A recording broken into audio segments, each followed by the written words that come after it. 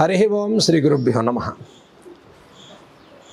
వాగర్ధావివ సంపృక్తౌ వాగర్ధ ప్రతిపత్తయే జగతః పితరౌ వందే పార్వతీ పరమేశ్వరౌ. శ్రీలక్ష్మీ వల్లభారంభాం విఖనో మునిమధ్యమాం అస్మదాచార్య పర్యంతాం వందే గురు పరంపరాం.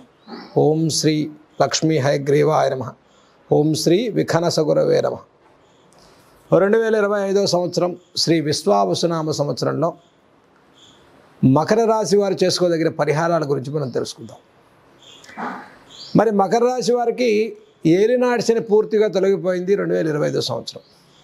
ఇక శనైశ్వరుని యొక్క మార్పు కుంభరాశి నుంచి 3వ రాశి అయినటువంటి మీనరాశిలోకి శనైశ్వరుని మార్పు వెళ్ళటం మకర రాశి వారికి 25 నుంచి ఎటువంటి శని ప్రభావం అనేది ప్రతికూల పరిస్థితులు ఏవి కూడా లేవు. ఏలినాటి శని ప్రభావం తొలగిపోయింది, ఇంకా అంతా అదృష్టమే అనుకునేటువంటి వారికి ఇంకా పరిహారాలు ఎందుకు అని అడుగుతారు. కానీ మకర రాశి వారికి గత సంవత్సరం నుంచి న్యూట్రల్ అవ్వటం, ఈ సంవత్సరం ప్రతి వ్యవహారంలో ఒక సానుకూలంగా ముందుకెళ్ళటం, వ్యాపారంలో అభివృద్ధి పదంలో ముందుకు తీసుకెళ్ళటం, వృత్తిపరమైన మార్పులు చేర్పులు చేసుకోవటం, ఉద్యోగ అవకాశాల్ని ఉపాధి అవకాశాల్ని పొందేటువంటి సంవత్సరంగా 2020 చెప్పుకోవచ్చు. ఈ సంవత్సరంలో ఒక గొప్ప మార్పు ఏమిటి అంటే శనైశ్వరుడు 3వ ఇంట్లోకి సహకార స్థానంలోకి మీనరాశిలోకి వెళ్ళటం అత్యంత శుభయుక్తమైన ఫలితాలను ఇస్తుంది మకర రాశికి. అలాగనే పంచమంలో ఉన్న గురువు కూడా మే 16 నుంచి గురువుగారు షష్టమ స్థితిలోకి గోచారంలో మారటం మకర రాశి వారికి అత్యంత శుభప్రదమైన గురుబలం పెరిగే సంవత్సరంగా చెప్పుకోవచ్చు. అటు గురుబలం పెరుగుతుంది, ఇటు శనైశ్వరుడు అనుకూల పరిస్థితిలో వస్తాడు. 2 దీర్ఘ సంచార గ్రహాలు ఈ సంవత్సరం మొత్తంలో అనుకూల పరిస్థితిలోకి రావటం వల్ల మకర రాశి వారికి విశేషమైనటువంటి శుభ ఫలితాలే కలుగుతాయి. అయితే మరి పరిహారాలు దేనికి చేయాలి అంటే 3వ ఇంట్లో ఉన్న రాహు మే 16 నుంచి కుంభరాశిలోకి మార్పు రావటం, అలాగనే మకర రాశి వారికి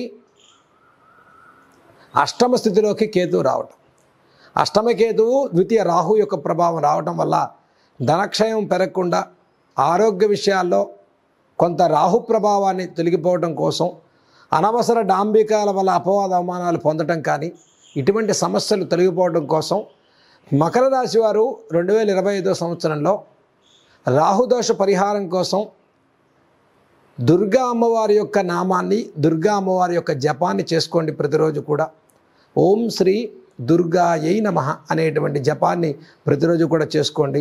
విశేషంగా ఆదివారం రోజు అమ్మవారి దర్శనం చేసుకోవటం మకర రాశి వారికి విశేష ఫలితాలను ఇస్తుంది.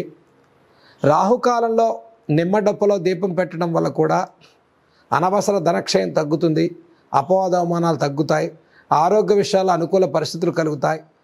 చెడు వ్యసనాలు, చెడు మోహాల నుంచి బయటపడటం కోసం, రాహు ప్రభావం నుంచి తొలగిపోవడం కోసం రాహుకాల ప్రయాణాలు అంటే ప్రయాణం చేసేవారు, సుదూర ప్రాంతాలకు వెళ్ళేటువంటి వారు, జర్నీస్ చేసేవారు కూడా రాహుకాల సమయాన్ని చూసుకుని ముందుకెళ్ళటం అనేది ఈ సంవత్సరం చెప్పదగ్గ సూచన. అలాగనే మకర రాశి వారు దుర్గా అమ్మవారి యొక్క దర్శనంతో పాటు దుర్గా సప్తశతి పారాయణ, చండీ హోమాన్ని 3 నెలలకు ఒకసారి చేసుకోవటం విశేష ఫలితాలను ఇస్తుంది. దీంతోపాటు ఈ రాశివారు చక్కగా ఈ సంవత్సరం మొత్తం కూడా గణపతి ఆరాధన చేసుకోండి, విశేష ఫలితాలు లభించే సంవత్సరంగా చెప్పుకోవచ్చు. విద్యార్థుల్లో అభివృద్ధి క్రమంలో ముందుకెళ్తారు, జ్ఞాపక శక్తి పెరుగుతుంది.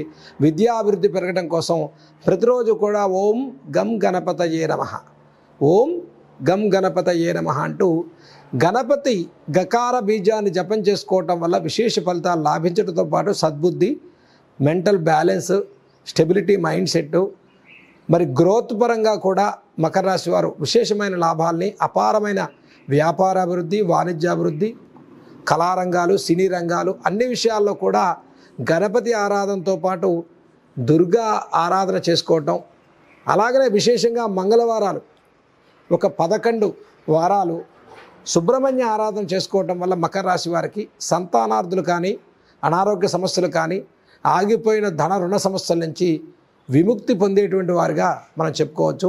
2025 సంవత్సరం మకర రాశి వారు ముఖ్యంగా గణపతి, సుబ్రహ్మణ్య ఆరాధనతో విశేష ఫలితాలు పొందుతారు. దుర్గా ఆరాధనతో అన్ని సమస్యల నుంచి సానుకూల పరిస్థితి వచ్చి విశేషమైనటువంటి ఫలితాలు పొందే సంవత్సరంగా 2025 సంవత్సరం చెప్పుకోవచ్చు.